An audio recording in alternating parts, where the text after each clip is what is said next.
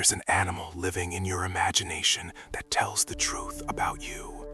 Not the pet in your home, the one you dream about, the creature you're inexplicably obsessed with, the one you follow on nature documentaries at 2 a.m. That animal is a confession written in your subconscious. Your favorite animal isn't a coincidence, it's a prophecy. Let's start with the hunters, the wolves, the lions, the sharks. If these are your favorite, you're someone who understands hunger, not just for food, but for meaning, for power, for impact. You don't apologize for your ambition. You see competition as a natural law, not a moral failing. Predators fascinate you because you recognize the predator in yourself. You're strategic. You're willing to do what others won't. Deep down, you're probably terrified of being weak, so you study the creatures that refuse to be prey. You want to know what it feels like to be at the top of the food chain. Now the prey animals, the deer, the gazelles, the rabbits in your mind's eye. These aren't your favorites because they're cute. They're your favorites because you understand hypervigilance. You live in a state of careful awareness. You notice everything. You have gifts that come from survival, sharp instincts, rapid adaptation, and ability to sense danger before it arrives. Your nervous system is finely tuned. Maybe you've been hunted before, not literally, but relationally. Your favorite animal is a mirror of your trauma and your superpower. The solitary creatures, the wolves who walk alone, the tigers, the octopuses. You're drawn to independence because loneliness was your teacher. You taught yourself early that the only person you could rely on was you.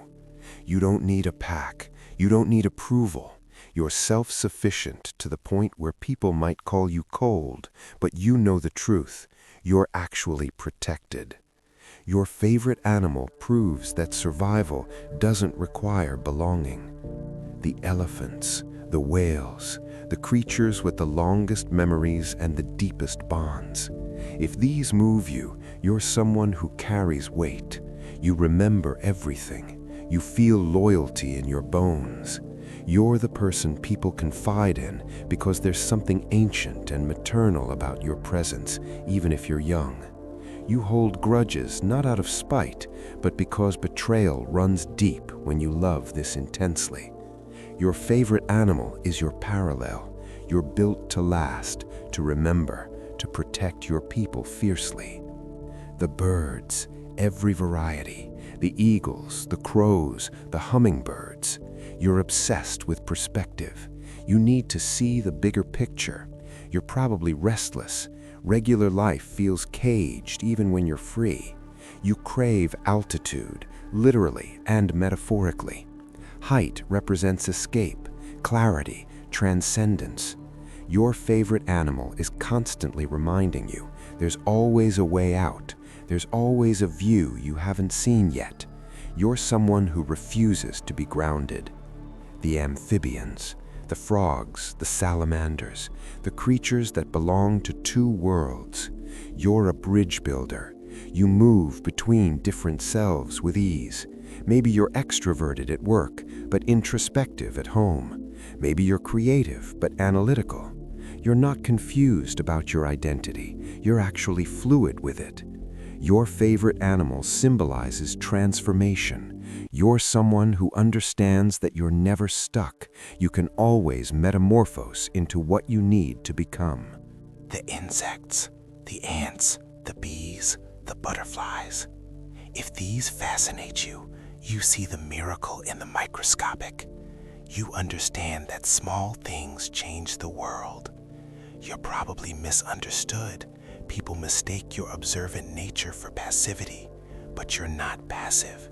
You're strategic at a scale others don't notice. You're a person of hidden influence. Your favorite animal whispers, significance doesn't require size. Here's what's true about all of this. Your favorite animal is the version of yourself you're either trying to become or terrified of becoming. It's the part of you that knows what you actually need, even when you're pretending otherwise. It's the blueprint of your deepest self. So the next time you catch yourself scrolling nature videos drawn to a specific creature, pause. Ask yourself, what does this animal know that I'm trying to learn? You might be surprised by the answer. If this resonated, like this video. It helps it reach people who understand themselves through animals better than through mirrors.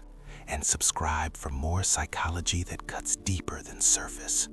Because the world is getting louder, and your favorite animal is trying to tell you something. Are you listening?